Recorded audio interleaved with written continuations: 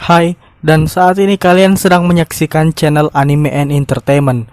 Seperti namanya, channel ini akan membuat video yang membahas seputar anime, film, game, dan hal-hal di dunia entertainment lainnya.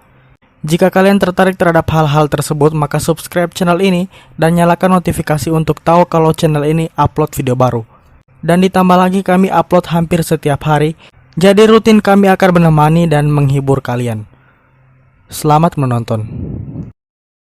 Fase keempat MCU telah dimulai, dan di video kali ini kami akan memberikan list 7 penjahat MCU yang akan kembali di fase 4. Yon-Rogg. Kemungkinan akan jadi kesalahan Carol Danvers karena telah membiarkan Yon-Rogg lolos. Dibanding menghabisinya, Carol lebih memilih untuk memulangkan Yon-Rogg ke Kree, membuat Yon-Rogg kemungkinan besar akan kembali untuk menantang Captain Marvel di film keduanya, dan bisa jadi dia akan membawa seluruh Kree untuk melawan Carol dan mungkin kaum Skrull. Dormammu. Selain Yon-Rogg, Dormammu juga menjadi penjahat yang dilepaskan.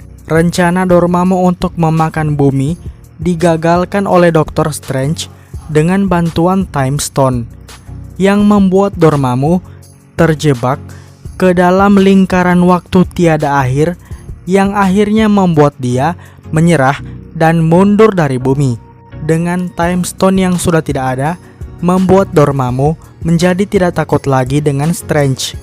Bisa saja sang penguasa Dark Dimension akan kembali untuk memakan bumi, membuat kita penasaran bagaimana cara Strange mengalahkan Dormammu tanpa Time Stone. The Prowler. Spider-Man Homecoming sedikit memperkenalkan karakter Aaron Davis yang diperankan oleh Donald Glover.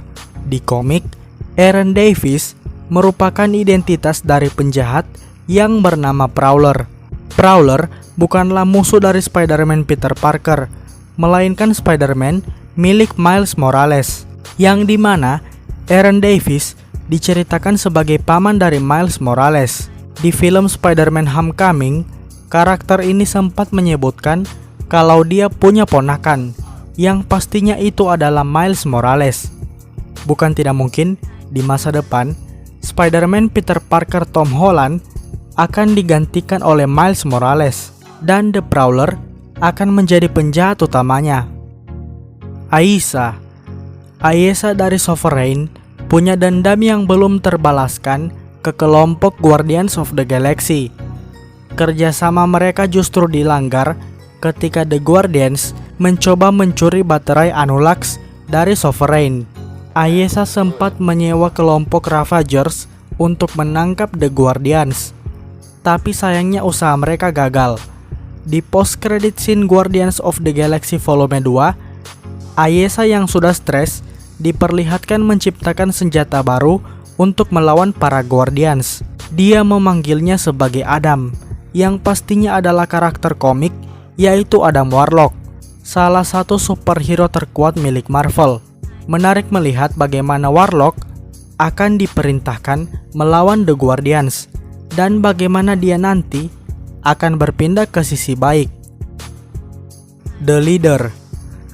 Incredible Hulk menjadi film yang mungkin dilupakan kalau masih merupakan bagian dari cerita MCU. Mungkin karena satu-satunya cast yang tersisa dari film tersebut di MCU hanyalah General Thaddeus Thunderbolt Ross. Sementara Bruce Banner Edward Norton berganti pemeran menjadi Mark Ruffalo. Di film Hulk, ada karakter dengan nama Mr. Blue. Nama aslinya yaitu Dr. Samuel Stearns. Dia ingin membuat eksperimen dengan darah Bruce Banner yang punya kandungan radiasi gamma. Walaupun Banner akhirnya menolak, Stearns justru dipaksa oleh Emil Blonsky untuk mengubahnya menjadi Abomination. Samuel mendapatkan amukan dari Abomination, membuat kepalanya terkena sedikit cairan darah Bruce Banner, dan Samuel terakhir kali terlihat ketika kepalanya membesar seperti bermutasi. Di komik sendiri, Samuel Stearns punya identitas penjahat yang bernama The Leader. Bentukannya hijau seperti Hulk, tapi dengan kepala yang besar. Walaupun Incredible Hulk sudah ada lebih dari 10 tahun yang lalu, masih menarik untuk melihat kelanjutan dari The Leader sebagai penjahat. Red Skull. Nasib Red Skull setelah memegang Tesseract diungkap di film Infinity War. Ternyata dia dikirim ke planet bernama Vormir dan menjadi budak penjaga dari Soul Stone di sana.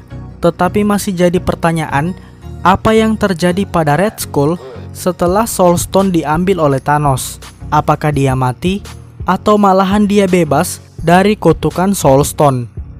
Membuatnya bisa saja kembali muncul sebagai penjahat di masa depan MCU. Walaupun musuh terbesarnya, yaitu Captain America Steve Rogers, sudah pensiun.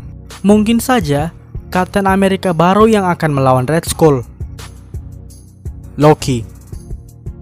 Di universe utama, Loki memang sudah diperlihatkan mati di tangan Thanos. Tidak ada cara lain untuk Loki kembali hidup. Untungnya di film Avengers Endgame, Loki hadir kembali, yaitu Loki dari universe alternatif. Universe di mana para Avengers meminjam Infinity Stone. Setelah ditunjukkan pergi dengan Tesseract, cerita Loki akan kembali digali di serial Loki. Yang menarik adalah, apakah Loki versi ini akan dijadikan menjadi penjahat atau malahan menjadi seorang superhero di masa depan nanti? Dan apakah dia akan menjadi penjahat atau malahan protagonis di serialnya sendiri? Untuk mendukung channel ini, boleh untuk traktir kami kopi melalui Sosiabas. Link di deskripsi. Kami juga punya produk afiliasi partner. Jika kalian tertarik, link juga tertera di deskripsi. Itulah dia video hari ini.